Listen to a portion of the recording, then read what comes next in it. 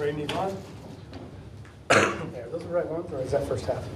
Is the first half on it? Right. They're right? Okay. Should be All right. right, questions? Ivan, what's the feeling like playing in front of the zoo, and what brings the energy out when you get animated on the court? It's amazing. I love playing in front of them. I feel like they're, game changers sometimes. They're just giving us extra energy. Yeah, it's amazing. Do you think your defense is underrated? Because you guys scored a lot of points, but when you lock up, you guys are pretty strong.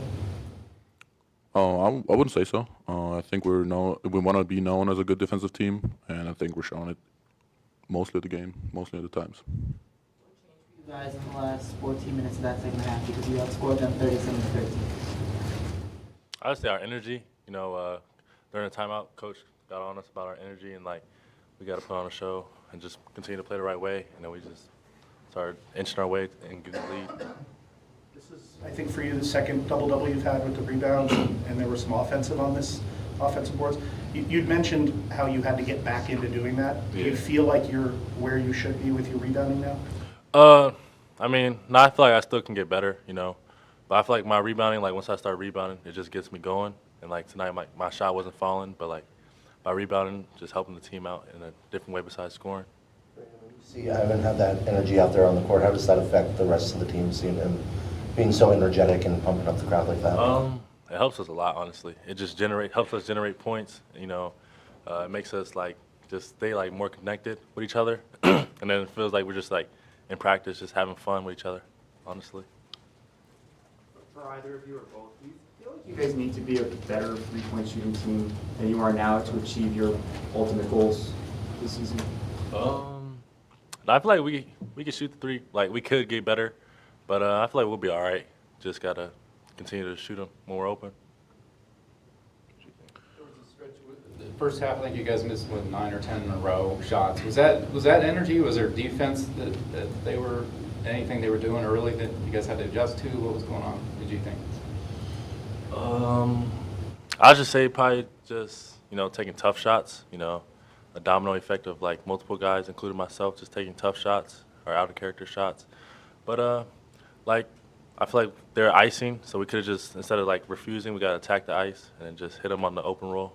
And then we wasn't doing that the first half. Yeah, do you find you maybe more patient against that? Was that part of the key, or more smarter against it, or whatever, adjusting? Yeah, basically just coach told us to just keep attacking the ice, and then the pocket pass is open, so we had to do that. How much do you guys pay attention to all the talk about the team being undefeated and there's only a couple left? How much do you even pay attention to that? Myself, personally, I don't really, if I see it, I don't really think about it. I just think, we're playing game to game. We're trying to win every game. And, it just seemed to happen that we're 19-0. We want to keep going. We're just going to take every game the same, like the first one, getting better, executing the game plan, and not thinking, oh, we got to, stay on the streak or whatever. We're just, we're going out there to win. I think we got a pretty tight circle, so I don't think like myself, I don't really look at it too much because I feel like we haven't really done we haven't really won anything, no championship or none. So there's to be happy because we're undefeated, but we haven't really accomplished what we want to accomplish yet. So we still got a lot to improve on. You talk about playing in front of the students. How does that compare to what you went through last year? Was there crazy crowds in some of the German games, or is it a different kind of environment here? Or yeah, for sure. Here's a different kind of environment. Here we're playing at the university. There we're just playing at the club. So that's for sure a big difference. The age difference. We got a student section here. We got a band here. That's really fun. And yeah, also last year I didn't have really the chance, to hype up the crowd like that, because limited times of playing time. But here I'm, enjoying every time, every second of doing it. Another question for either of you or both. Mo Krivas had another really good game tonight. He's had several of those lately. Where have you seen him grow as far as his game goes over the course of the season? I'd say just he's just so strong. When I first got here, I didn't really think I didn't really think he was that strong, and like when he does like that little elbow thing, like it hurt. But his touch around the rim, great screener, great. He's starting to be more of a lob threat. He can, he's more like getting more athletic, and like he's just a great guy to be around. Honestly, not only on the court but off the court. So it's just a great person. Yeah, he gives you like the confidence that you need of a big guy. He's always gonna have you back. You guys have been pretty good at staying focused, but how does it work, or do you have to do any different knowing you have a home game Saturday, but also this big showdown that people are talking about on Monday up at BYU? Like, how does that hit? Like I said, I mean, we're just going game to game, preparing game to game. We're going one game at a time. We don't watch, whatever happens on Monday or next week or in 2 weeks or in 3 weeks or even, tournament or whatever. We're just, watching game by game and trying to win the next game and prepare for the next game. Do you have any early, did you guys talk briefly anyway about West Virginia and what they're doing? They're obviously another defensive kind of team. Any questions? What do you take away from Jaden when the game gets tight and he finds his shot and kind of leads the team? I feel like I think he's the best closer in the whole country.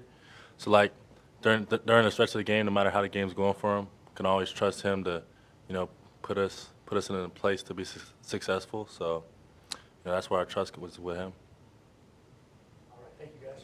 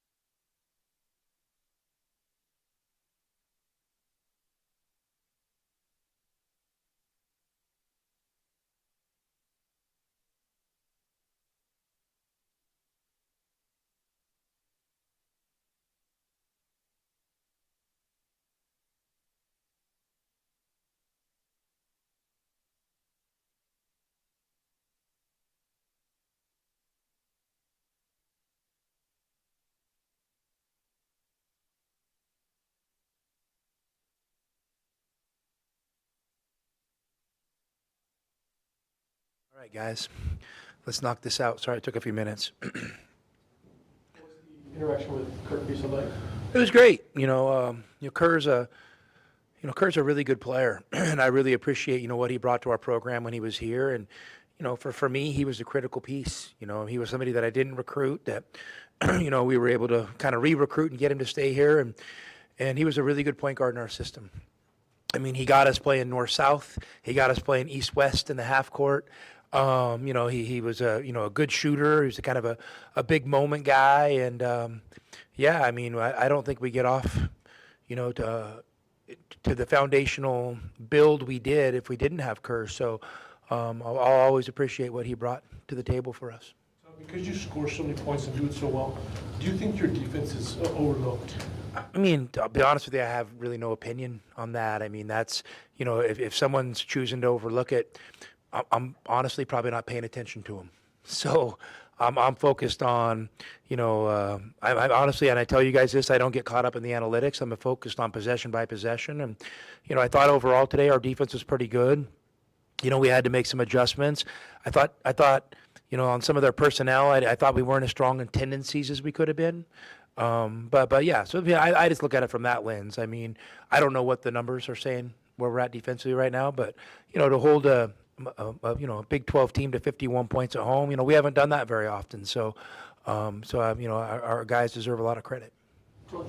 To win points in the paint 48-14 against a physical team, what does that say about your team and what it can do? Well, you got to be relentless. You got to be relentless in your pursuit of that. And, if you meet a little resistance and you can't push through it, well, you're probably not going to be a good team. So you have to have some wherewithal. And, obviously we want to make, more than 3 threes, but, I don't get hung up on that. I thought that what the game called for was us to be more aggressive, get into the paint, taking care of the ball. And I think our guards kind of got a little more comfortable, figuring that out. They Cincinnati, has some, different coverages maybe, than we've kind of seen consistently all year. So, we had to kind of unravel that a little bit. And we appreciate the struggle. We appreciate competition. We appreciate having to be able to figure things out because that's reality. Last, I think it was 17-16 Arizona, and then you guys finished plus 13. What do you think changed? I mean, I think we hung with it and maybe wore them out a little bit. I mean, that's the hope. I mean, I don't know what their response would be, and I haven't watched the film. So, I think we just hung with it. And I thought Tobe in that stretch early in the second half, caught some offensive rebound putbacks when we had some kind of big moment, kind of momentum type, either half-court execution or transition, layup attempts that missed. And I think he was there to kind of pick it up and put it in a couple times in a row, and that really kind of got us going. What does the win like tonight tell you about your team? We're here for it. We don't need to be pretty. We're not trying to be a pretty team, I always tell our guys, if we're not gritty, we look like a word that rhymes with gritty.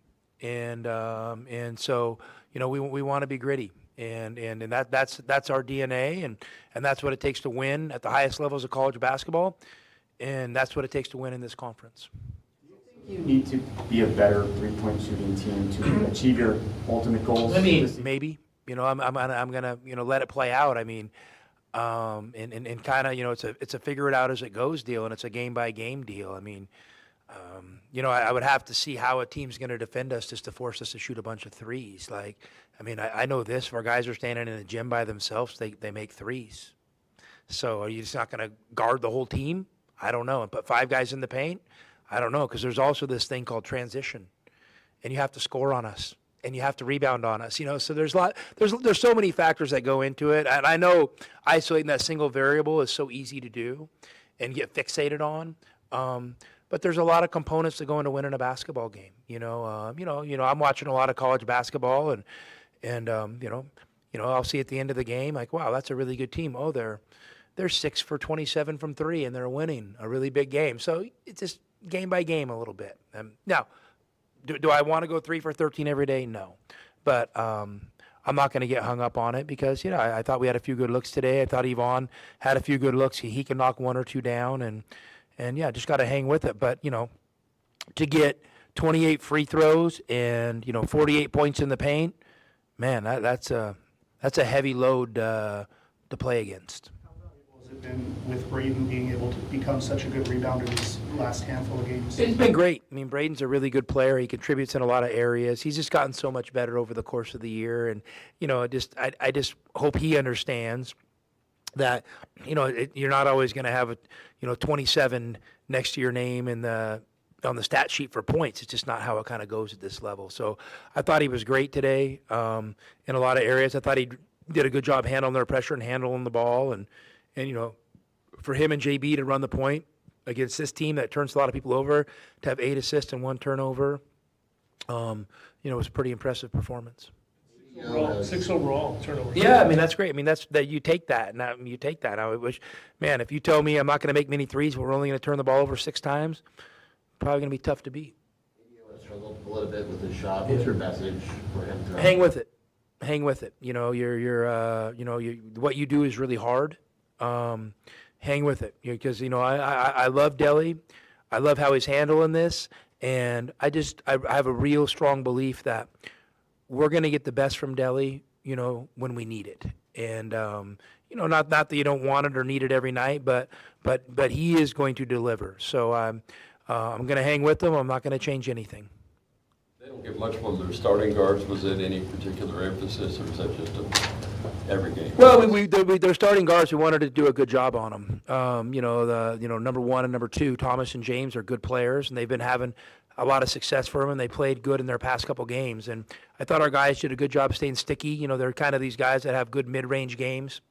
So we wanted to kind of stay sticky on our pull-ups. I thought our guys did a good job.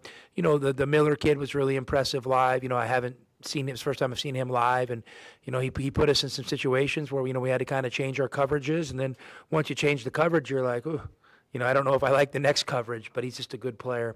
And then their guards did a good job kind of setting him up on some simple little pocket passes that gave him a little bit of an edge. But yeah, no, I thought overall, obviously a great job defensively for our guys. You hold a team to, shooting that percentage, you're going to feel pretty good about it.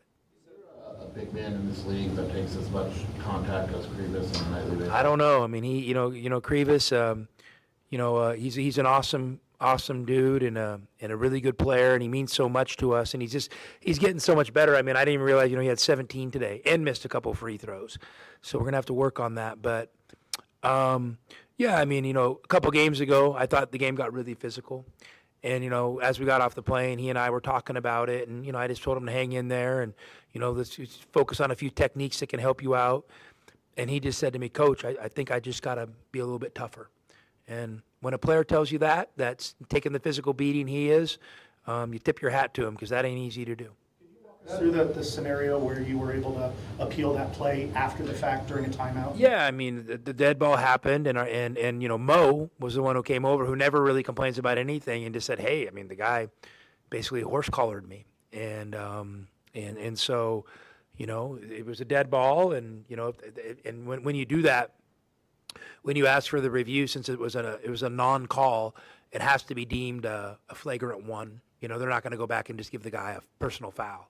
So it rose to that level, and, our staff was pretty confident. Obviously, I didn't have time to see the replay, so, kudos to our staff, for honing in on that. Do you have a guy that's designated on the staff that does the Yeah, but reviews? no names will be, let's not make this thing bigger than it is. It's a team thing, I mean, for sure, we have people watching it, but I'm not going to put that on anybody's shoulders. That's my responsibility, so when it goes good, give everyone else credit. When it goes bad, you guys can blame me. Are these guys getting in your ear, or is Mo getting in your ear first when something like that happens, or what? I mean, I think the communication, Bruce, went Mo to one of our assistants to me. So there you go. That was that. No, it doesn't have to go there. Mo can come talk to me anytime. We don't have like a chain of command.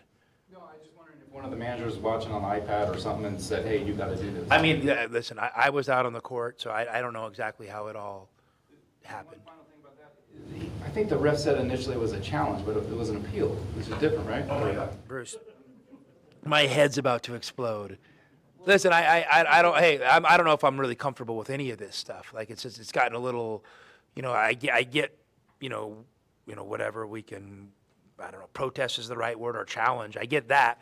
But this other thing is taking on a life of its own so fast. Like in the UCF game, it seemed like there's every timeout there's one of them. And then, what I perceive to be is like them baiting us into doing something. My deal is like, why wouldn't you just give them a technical? And let's stop the nonsense. But again, lots of things to figure out. I'm sure there'll be some changes made to that next year. Unlimited, like. Yeah, exactly. I don't know. I mean, I guess you could run out of timeouts, and so I mean, I like it is confusing, and I'm not going to act like I have a complete understanding of it. I know it's a Big 12 and it's physical a lot, but the ASU was tough and physical. Tonight was tough and physical. Do you see teams doing that more and more to you guys, trying to get you? For sure. I mean, I think I think to win these games, down the stretch of a conference season, they become physical battles. And, from my experience, it's not like the refs start calling ticky-tack stuff. I mean, we're kind of past that stage of the season. So, yeah, I mean, you gotta buckle up and you gotta be here for it, and you gotta play through some physical contact. Any in West Virginia? A little bit. I mean, Ross is a really good coach. Ross is one of these guys who's been around, in the game, for a long time. He's a JUCO coach in Texas, and then, was Grant McCaslin's assistant at North Texas, and he and Grant had been together for a few years, and he's just one of these guys that knows how to win basketball games. He knows how to win basketball games, and his teams always have a real, identity on the defensive end of the floor, and then offensively, I mean, they're a team that, usually can have a shooter or two that can knock down multiple threes, and then they try to get you in a possession game, so. Yeah, a lot of respect for Ross. He's one of the good guys in this business, and I think they won tonight. So I mean, obviously a big road win for him, and it sets up for a big game on Saturday. Go back a ways with Grant. Did you get to know him? I mean, I know Ross a little bit, not the same way. He and I don't have the same relationship Grant and I have, but it's just because we just haven't been around each other as much. But he's a great guy. Does being undefeated this deep into the season create any added pressure? That's a great question. I mean, I can't sit here and speak on behalf of my players. I mean, I always, they have a right to their own feelings. I think it's really important to just keep it in perspective. I mean, we've literally taken these games one by one, and we've been able to come out on the right side of them. Obviously, we have a really good team. But we're building for something bigger. I mean, my message to the guys this week has been, two things can be true. You can be doing great, but you still have to get better. And I've been on, fortunate enough and haven't been in a program that had won a lot of games. I'd been on a few of these runs before. And, I think it's important to not, winning's not a burden. Winning shouldn't feel heavy. Just to make sure that you're keeping it in perspective. And the most important thing, if you lose, you're able to respond. It's not the end of the world, and that last, if you end up losing your last game of the year, it's always going to be devastating. That's the one you can, hang your head on a little bit. But these other ones, you just got to keep it moving.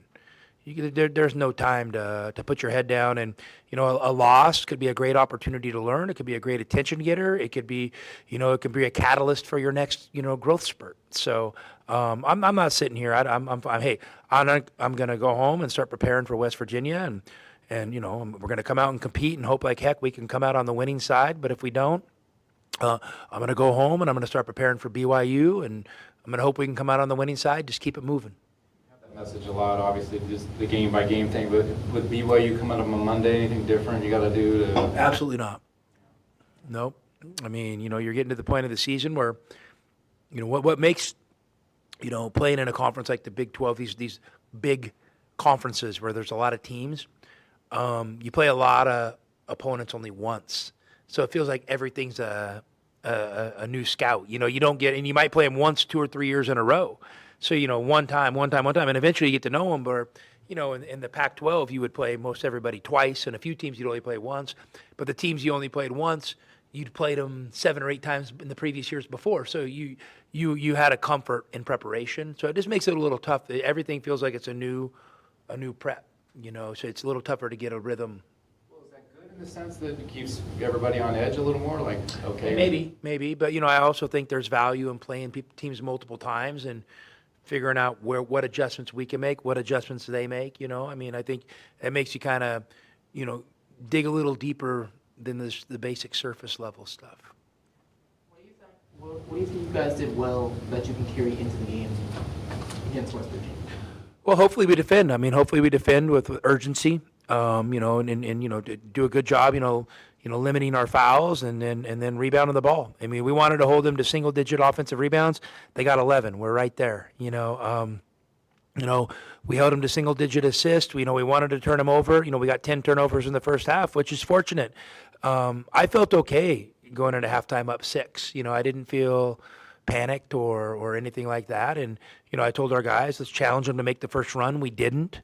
You know, kind of was even. And then we kind of, you know, as we got a little deeper into the half, we were able to make that run. So, you know, sometimes you just got to wait for it. The energy and emotion that Ivan shows, and particularly at home, what does that do for your team? I think it's really important. You know, I mean, I'm okay with that on the road. I mean, you know, we don't want to direct it to their fans, but you can direct it to our fans and our bench. Yeah, I mean, I don't think there's anything wrong with using a little bit of emotion to create some energy to help you dig a little deeper. You know, it's an emotional game. The basketball is an emotional game of a bunch of random events. And so I think you got to learn how to obviously control your emotions, but you got to learn how to also use your emotions as a catalyst for energy. Thanks, Coach. Thanks, guys.